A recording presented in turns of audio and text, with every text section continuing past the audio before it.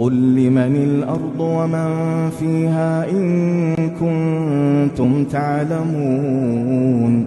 سيقولون لله قل أفلا تذكرون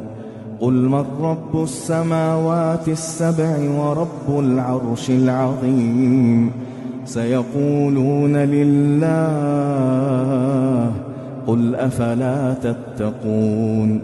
قل من بيده ملكوت كل شيء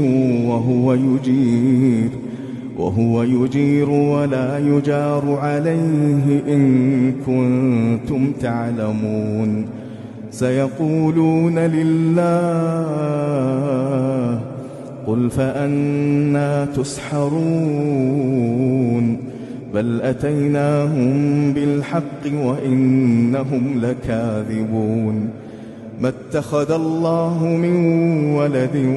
وما كان معه من إله إذا لذهب كل إله بما خلق ولعلى بعضهم على بعض سبحان الله عما يصفون عالم الغيب والشهادة فتعالى عما يشركون.